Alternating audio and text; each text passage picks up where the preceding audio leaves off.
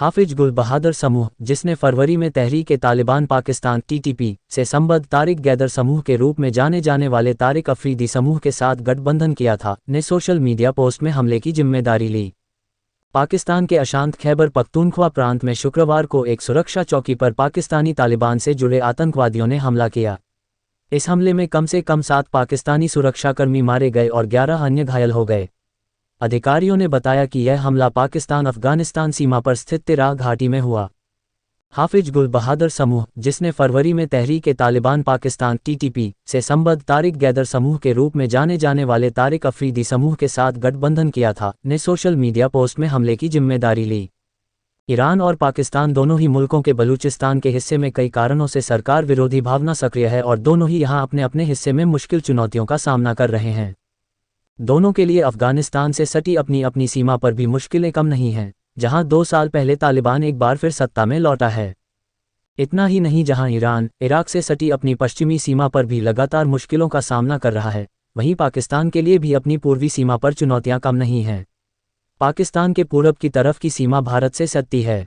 देखा जाए तो पाकिस्तान और ईरान दोनों ही कई और क्षेत्रों में भी गंभीर मुश्किलों का सामना कर रहे हैं। ऐसे में सिस्तान और बलूचिस्तान इलाके में सीमा पर तनाव जारी रहने के बावजूद दोनों पड़ोसियों ने रणनीतिक तौर पर तनाव बढ़ाने से बचने की ही कोशिश की है। लेकिन हाल के सालों में सीमा पर तनाव के बावजूद दोनों ने बुधवार रात लिए गए कदम जैसा कुछ पहले कभी क्यों नहीं किया था, आइए ये समझने की कोशिश करते हैं। सबसे पहले इस हमले के लिए चुने गए वक्त को देखे जाने की ज़रूरत है। ये हमला ऐसे वक्त हुआ है जब दोनों मुल्कों के वरिष्ठ राजनयिक आपस में मुलाकात कर रहे थे, बैठकें कर रहे थे।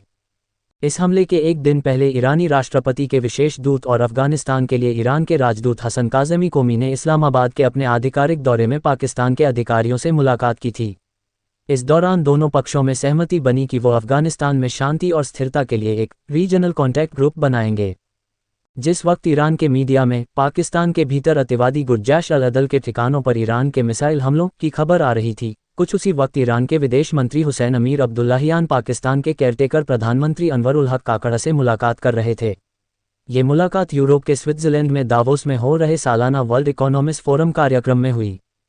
ISNA समाचार एजेंसी के अनुसार इस बैठक में ईरानी विदेश मंत्री ने आतंकवाद से मुकाबले को दोनों मुल्कों के लिए बेहद महत्वपूर्ण मुद्दा बताया और इस सिलसिले में दोनों के बीच पहले से हुए समझौतों पर अमल करने की बात पर जोर दिया। कथित तौर पर पाकिस्तान के केयरटेकर प्रधानमंत्री ने इस इलाके में दोनों मुल्कों के सामने मौजूद एक जैसी चुनौतियों की बात स्वीकार की और आतंक की समस्या से निपटने के लिए दोनों के बीच सहयोग और साझा कोशिशों की ज़रूरत पर जोर दिया। इधर ईरान सरकार से जुड़ी समाचार एजेंसी IRNA ने मंगलवार रात ये खबर दी थी कि होर्मुज़ की खाड़ी और फारस की खाड़ी में ईरान और पाकिस्तान की नौसेना का साझा युद्धाभ्यास हुआ है। इन सभी कारकों को देखते हुए दोनों मुल्कों के बीच गंभीर कूटनीतिक तनाव का कारण बनने वाले इस हमले के प्राथमिक कारणों का पता लगाना बेहद मुश्किल है। हालांकि ये अंदाज़ा लगाना मुश्किल नहीं है कि सिस्तान और बलूचिस्तान के इलाके में लगातार जारी सरकार विरोधी संगठनों की कार्रवाई और हाल में ईरान में हुआ आत्मघाती हमला इसके पीछे बड़ा कारण हो सकता है। इन संगठनों के हमलों ने ईरान की सेना को बहुत नुकसान पहुंचाया है। ईरान के दक्षिण में बसे केरमान में रिवॉल्यूशनरी गार्ड्स के जनरल रहे कासिम सुलेमानी की हत्या की चौथी बरसी पर हो रहे कार्यक्रम के दौरान बम धमाका हुआ था, जिसमें बड़ी संख्या में लोगों की जान गई थी। इस हमले की जिम्मेदारी चरमपंथी संगठन इस्लामिक स्टेट ने ली थी, लेकिन ईरान इन हमलों के पीछे इसराइल को मुख्य ताक मानता है। ईरान के कुछ अधिकारियों का कहना है कि ये गुट देश की सीमा से सटे इलाकों में सक्रिय है।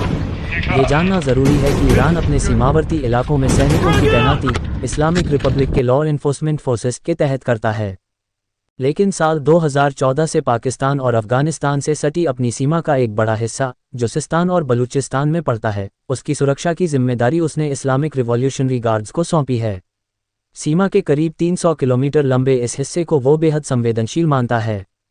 ये हिस्सा ईरान को पड़ोसी पाकिस्तान और अफगानिस्तान से जोड़ता है। एक और नज़रिए से देखा जाए तो पाकिस्तान पर हुआ हमला वहां की सरकार के उद्देश्यों को भी पूरा करता दिखता है। इन हमलों के बारे में एक और महत्वपूर्ण बात यह है कि ईरान ने जिस वक्त पाकिस्तान पर हमला किया उससे पहले उसने सीरिया और इराक पर भी मिसाइल हमले किए थे। ईरान और उसकी सेना के लिए ये हमले ताकत और संभावित नतीजों की परवाह किए बगैर इस तरह के अभियानों को अंजाम देने की उसकी क्षमता का प्रदर्शन है। इन हमलों को लेकर होने वाली प्रतिक्रिया या उसके नतीजों का असर इस पूरे क्षेत्र में ईरान की भूमिका और उसकी कूटनीतिक कोशिशों पर पड़ सकता है। इससे ईरान के लिए और मुश्किल चुनौतियां खड़ी हो सकती हैं, खासकर पश्चिमी मुल्कों के साथ उसके रिश्तों को लेकर। पश्चिमी मुल्क मानते हैं कि ईरान इस क्षेत्र को अस्थिर करने की कोशिश कर रहा है। पाकिस्तान के भीतर किए गए इन मिसाइल हमलों ने इलाके में जारी तनाव को एक बार फिर बढ़ा दिया है और खतरनाक मोड़ पर ला दिया है। हो सकता है कि ये हमले अपने तय उद्देश्यों को पूरा न कर पाएं और ईरान के लिए प्रांतीय स्तर पर और कूटनीतिक स्तर पर मुश्किलें और बढ़ाएं। ये भी हो सकता है कि ईरान के लिए इन मुश्किलों का समाधान तलाशना अपने आप में चुनौती बन जाए। वीडियो पसंद आया है तो वीडियो को लाइक करें, YouTube चैनल ABP विजन्स को सब्सक्राइब करके बेल आइकन को दबाना बिल्कुल भी मत भूलें। धन्यवाद।